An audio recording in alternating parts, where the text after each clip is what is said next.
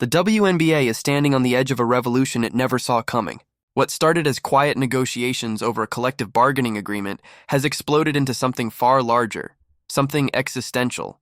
A Saudi-backed basketball league called Project B is preparing to launch, and it's not coming to compete. It's coming to dominate. Behind the scenes, this new league has already secured global investors, recruited major advisors, and, most alarmingly for the WNBA, started reaching out to the biggest stars in women's basketball with offers so staggering that they almost sound unreal. 50 million. 100 million. Numbers the WNBA could never dream of matching. The reports hit the league office like a thunderclap. Commissioner Cathy Engelbert, already facing backlash over slow-moving CBA negotiations, was suddenly blindsided by something she couldn't negotiate away: money, endless and unchecked. Project B wasn't a rumor. It had been quietly in development for 2 years, backed by the kind of capital that could rewrite the global sports economy overnight. Founded by former Google and Facebook executive Grady Burnett and Skype co-founder Jeff Aprick, the league had already established a headquarters in Singapore and built an infrastructure that looked like a dream version of women's basketball. 6 teams, 11 players each, traveling across continents to play 7 two-week tournaments in cities spanning Asia, Europe, and the Americas. But what truly sent shockwaves through the WNBA wasn't the structure. It was the salaries. Some players could make 10 times, even 100 times what they currently earn. Project B wasn't asking players to abandon the game they love. It was offering them the version of the game they were always promised but never paid for. When whispers surfaced that names like Caitlin Clark, Angel Reese, and Aja Wilson were on Project B's target list, panic spread fast. These weren't just players. They were the faces of the league, the reasons fans tuned in and sponsors paid up. Imagine being Caitlin Clark. You've just become one of the most watched athletes in the sport, pulling in record-breaking viewership numbers and transforming the WNBA's profile almost single-handedly. And suddenly, someone offers you $50 million for a single season. Less work, global exposure, 5-star accommodations, and total creative freedom over your image and endorsements. How do you say no to that? Even veteran players who had built their lives around the WNBA began to wonder what loyalty was really worth when financial freedom was on the line. The WNBA's stars have fought for years to close the pay gap, to demand charter flights, fair facilities, and basic respect. Yet many still fly commercial, sleep in mid-tier hotels, and juggle off-season commitments overseas just to make a livable income. And now, here was Project B, rolling out the red carpet, offering not just paychecks, but ownership stakes, global branding opportunities, and luxury treatment. The contrast couldn't be starker. Cathy Engelbert's worst fears were coming true. Her league wasn't just competing for fans anymore, it was competing for survival. The timing couldn't have been worse. The WNBA was already struggling through tense CBA negotiations. Players wanted higher revenue shares and better conditions, while owners were hesitant to expand spending in a league that still hadn't turned a profit. And then came Project B, with its limitless Saudi funding, global ambitions, and seductive promise of instant equality through wealth. Inside the WNBA offices, emergency meetings were called.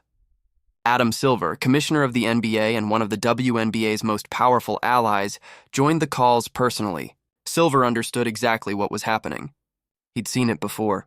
When Saudi Arabia launched the LIV Golf League, the sports world mocked it, until golfers began defecting in droves and the PGA was forced into a merger.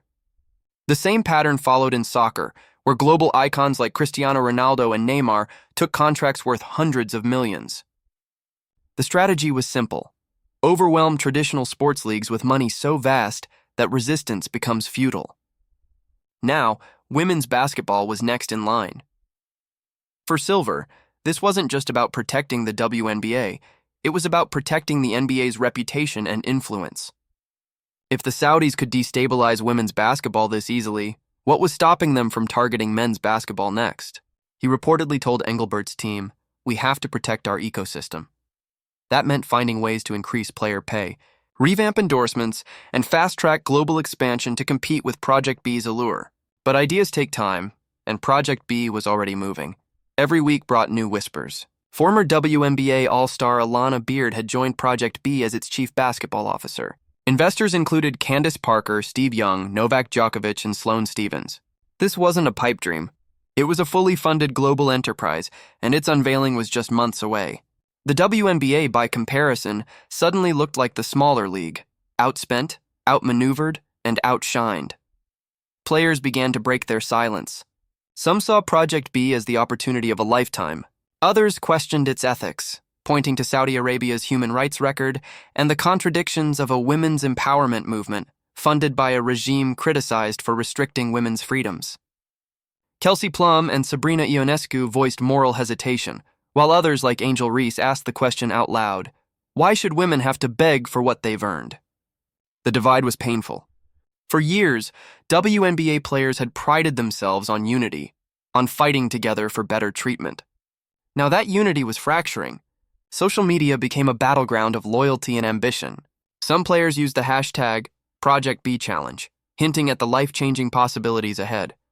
Others pushed to save the WNBA, arguing that selling out to foreign investors would destroy everything the league had fought to build. For Engelbert, the crisis was existential.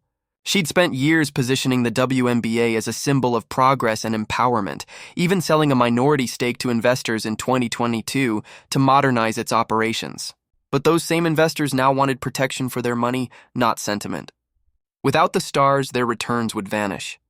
The commissioner, who once looked like the steady hand guiding the WNBA into a billion-dollar brand, now seemed cornered, desperate and out of moves. As Project B prepared for its grand unveiling in Singapore, the sense of inevitability grew. The league's presentation was cinematic, flashing lights, soaring music, sleek graphics showing female athletes in luxury jets and global arenas. The message was clear. This wasn't just a league. It was a declaration of war. Saudi investors weren't interested in collaboration or coexistence. They wanted to own the narrative.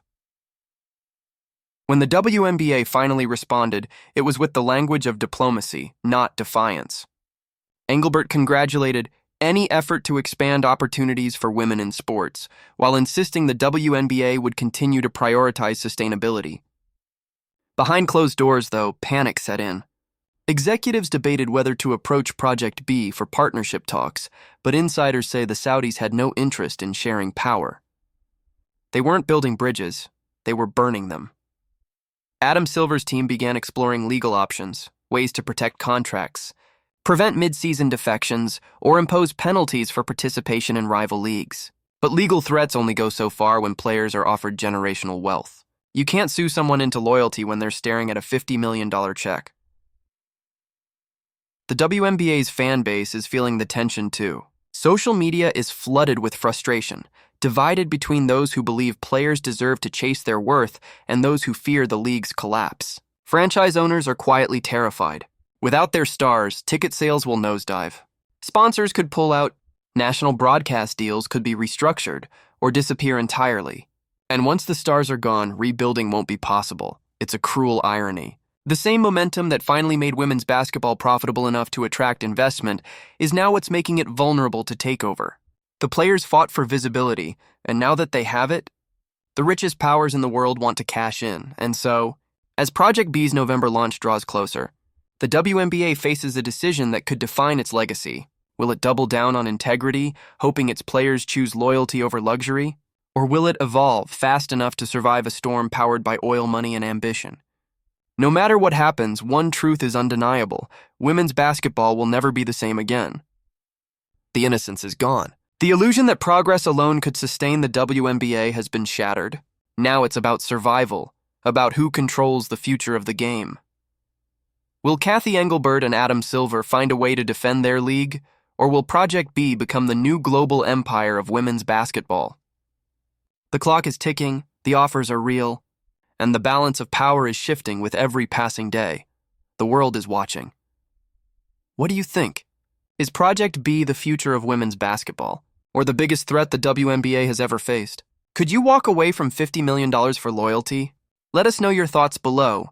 And don't forget to like, share, and subscribe for more breaking stories as this battle for the soul of basketball unfolds.